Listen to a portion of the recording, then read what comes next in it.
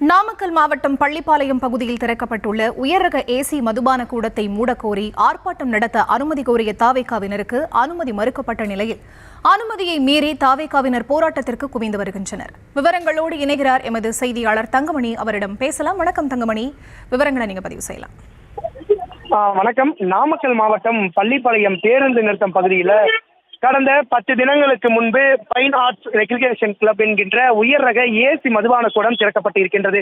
இந்த ஏசி மதுபான கூடத்தின் காரணமாக அருகில் தனியார் வங்கிகள், 5க்கும் மேற்பட்ட தனியார் மருத்துவமனைகள், வணிக வளாகங்கள், அதே சமயத்தில் அந்த ஏசி மதுபான கூடத்திற்கு பின்புறம் சுமார் 2000க்கும் மேற்பட்ட குடியிருப்புகள் இருக்கின்றது.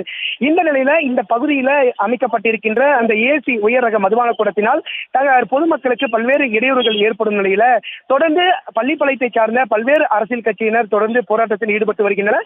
கடந்த சில தினங்களுக்கு முன்பு கூட அதிமுக சார்பில் நடைபெற்ற பொதுக்கூட்டத்தில் முன்னாள் அமைச்சர் தங்கமணி இந்த கடையினை உடனடியாக மூட வேண்டும் என அறிவித்திருந்தார். இந்த நிலையில் தான் தற்பொழுது தமிழக வெற்றி கழகத்தினுடைய சார்பில் தற்பொழுது பள்ளிப்பாளையம் பேருந்து நிறுத்தத்தில் இந்த உயர் ரக ஏசி மதுபான கூடத்தை மூடக்கோரி போராட்டம் அறிவித்திருந்தனர். இன்றைய தினம் போராட்டம் நடைபெற இருந்த நிலையில தற்பொழுது காவல்துறை சார்பில் கடைசி நேரத்தில் அந்த போராட்டத்தினுடைய அனுமதி மறுக்கப்பட்டிருந்தது. இந்த அனுமதியும் மீறி தற்பொழுது போராட்ட களத்தில் தமிழக வெற்றி கழகத்தினுடைய நிர்வாகிகள் தற்போது குவிந்து வருகின்றனர். நாமக்கல் மேற்கு மாவட்ட தமிழக வெற்றி கழகத்தினுடைய மாவட்ட செயற்குழு உறுப்பினர் பேக்கரி சதீஷ்குமார் என்பவருடைய தலைமையில தற்பொழுது 300க்கும் மேற்பட்ட தமிழக வெற்றி கழகத்தினர் தற்போது இந்த ஏசி மதுபான கூடத்தை மூடுவதற்காக தற்பொழுது போராட்டத்தை நடத்துவதற்கு ஏற்பாடு செய்து வருகின்றனர்.